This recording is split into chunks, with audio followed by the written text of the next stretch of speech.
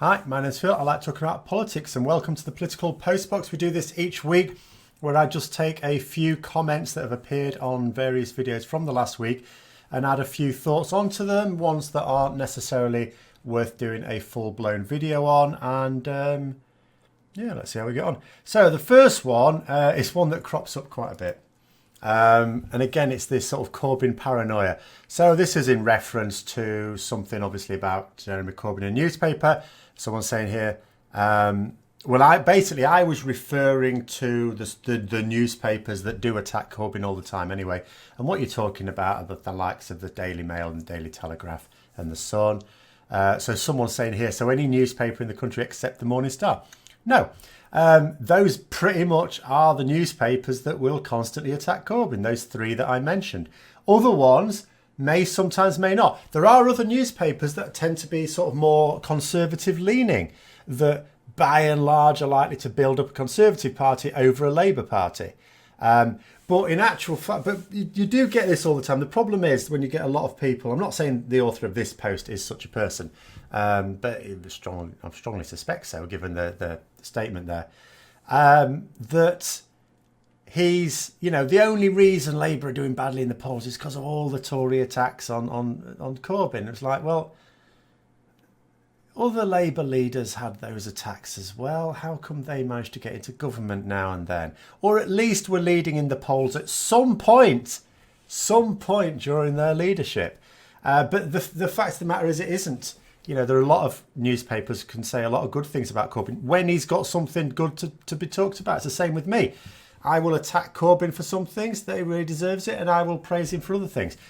Take the Financial Times. Now, the Financial Times, that is never a paper that is going to be praising Jeremy Corbyn, is it? After all, the Financial Times represents the city. It represents capitalism in the United Kingdom. Jeremy Corbyn, of course, is very anti-capitalist. So in actual fact, if you look at what it is that each of the newspapers do, then that Financial Times is always going to be attacking Corbyn and the idea of a Corbyn government. It is scared shitless of a Corbyn government. Yes? Interestingly, there have been a number of articles in the Financial Times recently that has been building up the prospect of a Jeremy Corbyn government. In fact, it's one I want to do a video on at some point this week. They started off by simply saying, actually, Jeremy Corbyn government is better than a no-deal Brexit. That's not exactly high praise, but nonetheless, they are just emphasising how bad a no-deal Brexit is. But actually, more recently, they've been looking, at it and going, actually, a Jeremy Corbyn government could be really good for the economy. So, again, most newspapers, they have their bias like everyone does, like I do, hence the title of the channel. But nonetheless, they are, in their own way, fair-minded. There are some that are not. Daily Mail, Daily Telegraph and The Sun being three of them. Not the only three, but certainly three of them. But the Financial Times is one of those that is... It's like a lobby newspaper. It lobbies for the city. But, it will also be fair. And it has done. So, yeah. Anything about moaning about newspaper attacks on Corbyn. I mean, some of them will attack him. Always. Like they would attack any Labour leader. Next one. So this is about Joe Johnson, who is Boris Johnson's brother, quitting his position as not only a minister, a junior minister, but also as an MP. It says here, imagine the courage it took for Johnson's brother to take the step of resignation. Shows the kid has some integrity and common sense and might have a future ahead of him. Now, there's been a number of things said. So first of all, I'll take it. There was a certain amount of courage here. I'm going to start off with this because some people might think I'm going to be a bit mealy-mouthed here. So Joe Johnson has put the country ahead of himself. He's put it ahead of his own political career. That's pretty good. Actually, when you look at, MPs in general, that's pretty good praise. The idea that an MP puts the country ahead of themselves. He is someone who knows a no-deal Brexit is really damaging. However, I have also seen people saying he's put the country ahead of his party. That's not true. He hasn't. Had he been putting the country ahead of the party, he would have simply gone the way of the Tory rebels and voted, first of all, for the bill to take control of the business of the House last week. And then he would have voted for the bill designed to force Boris Johnson to arrange an extension. He didn't do either of those things. Now, and he would have hung on as an MP as well. What he's basically done is he has had two, I'm not saying he's only got two guiding principles, but in this respect, he's had two guiding principles. One, he genuinely believes that he should do what is right for the country. Fine, all very laudable. As I say, he's put the country ahead of himself, definitely. Two, that he should do what's best for the party. Again, that's not unreasonable. You are an MP of a major political party. Everyone knows when you're first elected to Parliament, at least, you are doing so as the candidate for that party. Really, the bulk of the campaigning has been done for you by the party. As you become more established in your constituency, there are some MPs who begin to get a name for themselves and attract many more votes for them as individuals as opposed to just the party. That happens. But certainly to begin with, you're trading in on the party. So obviously you want to do what's best for the party as well. Two guiding principles. Now, Joe Johnson was forced, like many others, into the position where they were mutually exclusive. What was best for the country was not, certainly not best for the party leadership, shall we say. So it wasn't possible for him to put the country first in his voting and also the party leadership, because to support the country was to attack the party leadership. To support the party leadership was to attack the country, or at least neglect it. So what he's done is he said, I cannot resolve these two things, so therefore I'm going to resign as an MP. So he doesn't have to vote on anything. So he doesn't have to. So what he's really done is he said the country is as important as the party, or the party leadership at least, as important. So, as I say, I don't want to criticise because, he's put both of those things ahead of himself. So there's no selfishness about this. But, in terms of some of the comments about putting, country before party, some have done that. The Tory rebels have done that, for example, because they didn't leave the party. As they say in some of their own words, the party left them, literally. What Joe Johnson has done is to say they're both equally important. I don't want to stuff over either of them, so I'm just resigning. Which is better, I suppose, than voting in favour of the government, because now that seat is vacant until, realistically, the general election. In theory, there would be a by-election, but, if you're going to have a general election shortly after a by-election would be triggered, and the by-election isn't going to be triggered until, late October at least anyway, and the date would be set for sometime in November, well, that would be within a month of a general election, so you just don't have it. You just have the general election instead. But anyway, that's my thoughts on that one. The next one. So, this is about Amber Rudd resigning. So, we've had our first, cabinet minister resign. She may not be the first of many, but there are a few others, I think, who are not at all happy with Johnson's direction. They've accepted the cabinet post, as Amber Rudd did, as a political calculation in terms of what's best for her career. So someone said here, political careerists can be a good indicator of how things are going because they always try to be on the winning side. That is the difference between them and principled politicians who try to make their principles win. Amber Rudd clearly doesn't think she's onto a winner with Boris Johnson. That is a good sign. I mean, that is ultimately the conclusion I drew, of course, that I think it's a political calculation. The fact is she was willing to, some time ago, argue about how damaging it would be to prorogue Parliament in order to drive through a no deal, and yet, recently she was justifying it as a well-behaved cabinet minister. I don't buy either of her reasons for leaving, for quitting. I don't buy them at all. She certainly hasn't stepped down as an MP. Of course, she's quit the party. Now, again, and that to me, I don't know why she quit the party. Yes, she could have been kicked out of the party, but that would be no bad thing if you're going to oppose it anyway, because she can just join the other luminaries who also don't intend to ultimately quit the party. They're just intending to destroy Boris Johnson, wait for a more moderate leadership to take over again, and then rejoin the Conservative Party. She's going to stand as an MP, an independent MP, so she believes she's going to win that. Or, if she doesn't win it, that there will be such a mess in Parliament after the general election that there's bound to be another general election in a year or two. And by then, if the Conservatives, if Brexit has properly broken this idea of Brexit being a good thing, the party will have to re-examine itself and again shift back more to the left from their point of view, and she would rejoin at that point. So, but yeah, I like the thinking there that these sort of people try to be on the winning side. They make political calculations. Like the same with Rory Stewart. A lot of people consider Rory Stewart to be a principled, MP. I don't. I think he was looking at the situation and thinking he has no place in Boris Johnson's cabinet anyway. He was quite a junior cabinet minister. I mean, even a junior cabinet minister is still a cabinet minister, still fairly high up in the party. But he had no real prospect of advancing his career with Boris Johnson as leader. So he simply set out to oppose everything, playing the longer game. Because you notice Rory Stewart, he talked very freely about all the downsides of Brexit, but he still said we should go through with Brexit. He didn't stop being a Brexiteer. He still said we should leave the EU. So he was being a little bit disingenuous even when he was attacking all the downsides to Brexit, in particular a no-deal Brexit.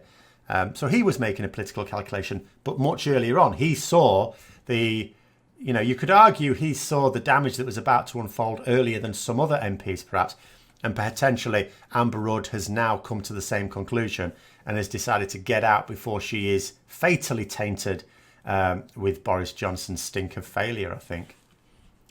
Next one. So it says, has Farage missed his moment? I certainly hope he has. Does he really want to associate himself with the toxic Tories, or does he not care and he simply do anything to get on the BBC? So obviously this is about the prospect of a pact between the Brexit Party and the Conservative Party. Now, I've done a video at the point you'll be watching this. That's already been out this week. In fact, today, sorry. I'm less than convinced. I am convinced that it's in both of their interests. It could well be that with a pact, the Conservatives get more MPs than they would ordinarily. But that is a little bit in doubt. That is in doubt. The Brexit Party would certainly get more. So it's definitely in their interest. But therein lies the trick, you see. The Brexit Party gain from their version of the pact, but what they are proposing is not necessarily in the best interest of the Conservatives.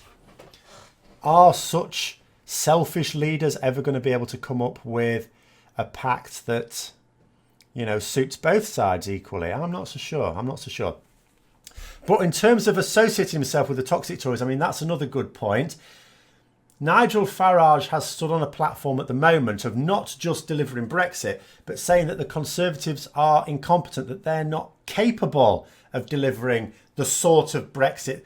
His ploy was always going to be, in the event of a no-deal Brexit, to say that the only reason that chaos is reigning is because the Conservatives failed it with their incompetence. He will say it's not Brexit's fault, it's the Conservative Party's fault. He's set himself up in direct opposition to it. If he starts to say that he's willing to form a pact and willing to enter a coalition with the Conservatives, at that point it makes it much more difficult to distance yourself. Like, for example, take the other parties. The Lib Dems, Labour, both ruling out any form of coalition, not just with each other, with anyone. Why is this? It's a fairly foolish thing to say in my view, but why is it? It's party politics. The Lib Dems don't want people to think of voting for Labour instead of the Lib Dems because, it'll be a Labour Liberal Democrat coalition anyway. Liberal Democrats want to nick Labour seats. They want to nick Labour MPs. They're still after nicking any MPs who might be disaffected with Corbyn's leadership. Especially if there's another bad general election for Labour, and the MPs, if they can't get rid of Corbyn, at the moment they can't, then some of them might still jump ship again and just think, well, this is useless. They may be much, like some of the Tories. The Tory party has shifted to the right, but Labour Party has shifted away from the centre as well. So there's some centre-left MPs that might start to feel a bit left out. The Lib Dems, whether that's true or not, I don't know, but the Lib Dems are still hoping to snaffle MPs, and they're definitely hoping to snaffle seats. So they are on a course of trying to emphasise what's different between them and Labour. Should be easy. There's a lot different between them and Labour. Labour, the same thing. You know, they're ruling out coalitions because they, again, want to avoid people associating them with other parties like the SNP in Scotland, which actually hurts them both in Scotland and in England and Wales. In England and Wales, the Tories are very successful, particularly England, southern England, where most of the people are, at saying a vote for a Corbyn government is a vote for the SNP in government, basically. They were arguing that Labour would form a coalition with the SNP. And it sort of worked, even though this is the same Tory party that said that Ed Miliband as Prime Minister would lead to chaos. But people buy it. People buy this. So they're ruling it out for that. But also it does them no good in Scotland either, because, again, they want to snaffle some SNP seats again. You know, they want to get themselves a presence in Scotland. So it's all party politics. So if the Conservatives and the Brexit Party started to talk about a coalition but more importantly, a pact in the first instance, then people will be starting to say, oh, you're not as different as I thought you were. And it could hurt both of them as well. So there's a serious political calculation to be made there.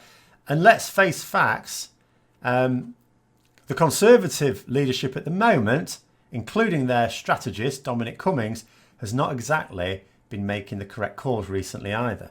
So that's where my hope lies on that. Next one. So I love the way Brexit is toppling the Tory leaders one by one. It's a poisoned chalice. I mean, it is. I mean, the reason for this is ultimately that, you know, Conservatives for the longest time have said what divides them is always Europe. So, of course, doing something that's not... And the other thing is Conservatives are very much about the status quo, really, laissez-faire. Brexit is the least laissez-faire thing you could possibly imagine doing, ever. It is absolutely dividing them down the centre because there's two sides that feel so strongly about it.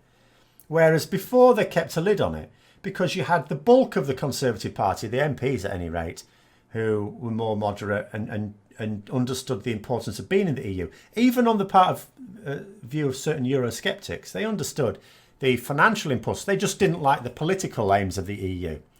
They weren't interested in peace, but they were interested in the financial side of it, the economic benefits. But then you've got this hardcore that stand to gain personally by, you know, wrecking the country's economy and splitting us off from Europe. And, you know, but they were always sort of working towards it. But they were a minority, and they're still a minority. They've just now taken over somehow. So now that you've got this situation where something has to happen, either we have to leave... Again, a little bit of a lid was kept on it while it looked like we were going to get a deal that involved access to the single market, because that satisfied those people who were mostly just interested in the economic sides of it. Now that it's a clear choice between a no-deal Brexit and not Brexit at all, those fault lines are just widening and widening. And it's impossible. All these Tory leaders keep talking about uniting the country. That's not going to happen. They can't even unite their party. It's tearing itself apart. I mean, in the last week, that's, you know, blimey, that's a bit of an understatement, isn't it? And it's going to continue to do so. And it won't stop until either Brexit is stopped and they can sort themselves out again, or they do actually just split. Now, I'm not suggesting they are going to split into two separate parties anytime soon. I think even a lot of the people have either been excommunicated or left of their own accord will still be hoping that the Conservatives reset themselves, like I said earlier, so that they can then rejoin it. But who knows what happens in the long term. If it keeps trying to lurch to the right, it doesn't just disaffect moderate Conservative MPs. It also disaffects the voters that they appeal to. They're abandoning the centre ground, which means those centre votes are up for grabs. Which is why Labour should steam in, really. But unfortunately, it's the Liberal Democrats that are likely to vacuum those up. But yeah, it is. And it is going to keep breaking Conservative leaders until one of them comes in and just stops it. I mean, a public vote with the withdrawal agreement attached to it. I don't understand why Theresa May never went for that. I do not understand for the life of me why Theresa May didn't get on board with that. Yes, there would have been resistance from the ERG. So what? There was resistance from the ERG under John Major, under Margaret Thatcher. What did they do about them? They just slapped them aside. But anyway, but that'll keep happening. And yes, it has basically accounted for a third one as well at the moment. In fact, the irony is, do you know what Dominic Cummings' plan now is? Reported as saying to his team. He was saying, be cool, like the Fonzie. He said that, be cool. He said, because our strategy is that our opponents are going to melt away while we're all being cool. So his strategy is expecting opposition leaders to melt, to wilt, for their resolve to melt away. So what he's basically saying is that he is reliant upon the opposition leaders doing something stupid. That's the situation he's in now. He's in the situation of not being... What he's basically admitted to is he can't do anything to rescue this situation. He is entirely reliant upon, let's face facts, Jeremy Corbyn or one of the other political leaders, but mostly Jeremy Corbyn, he's got the most opposition MPs, making a howler of a mistake. Now, I'm not ruling it out completely, but at the moment, you certainly wouldn't bank on that because so far, he's held firm. He's got things right in the last week. There's still more to be done, but he's got it right so far, and he's got 6 weeks before he's got his next major test. Tomorrow, today actually, as you're watching this, there was, depending on when you're watching this, a vote for a general election again by Boris Johnson. Obviously, I know how that's going to go. I can predict that right now, not even psychic. So that'll have gone down. So Corbyn will have held firm. As long as he keeps holding firm and sticks to his promise of doing whatever's necessary to stop no deal, Cummings can do nothing. He's entirely reliant on Corbyn. How mad is that? Then the last one, I think. So, says, I disagree with you that the UK people will have realised how bad Brexit will be in a few weeks or even months.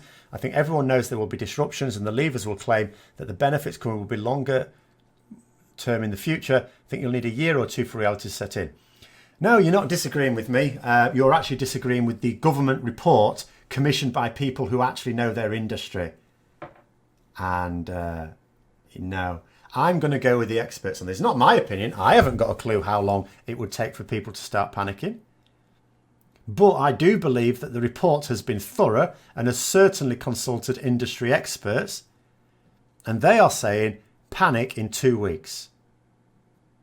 I'm going to go with that. It's certainly not going to take years. That's ridiculous. It will, according to all the experts in every single field, be absolutely devastating. The reason is simple enough. We do not have things in place to cope. We do not have things in place to cope. It's as simple as that. Johnson hasn't put anything in to cope, and he hasn't even suggested things to cope, in fact, because it's not really possible. How do you continue to trade with the largest trading bloc in the world on a free trade deal without having a deal, without having any arrangements in place? You don't. It's as simple as that. It makes sense to me, but at the same time, it's not my view, it's the expert view. And the problem we've had all the way through Brexit is we've got far too many people willing to take the word of a politician who has no expertise in anything over every industry expert. And even the industry experts aren't talking about Brexit en masse. They're talking about their area of expertise as well. Most notably, for example, that doctor that had that little spat with Jacob Rees-Mogg, sorry. I was going to say Jeremy Hunt then, because they were having spats with him when he was health secretary, weren't they? Jacob Rees-Mogg, who had to apologise because, his behaviour was absolutely deplorable, even for a senior Conservative in Boris Johnson's government. But that's the thing. So, that's what I'm going to go with, and that's what I will always go with. If you've got a thorough report created by experts in a field, do you know what? It's got the highest chance of being correct. Certainly more than someone who just stands around and looks at their country and goes, yeah, I don't think that's going to happen. I really don't buy that level of thinking at all. But anyway, that is this week's Political Postbox. Hope you enjoyed it. If you did, don't forget to click the like button, subscribe for further content.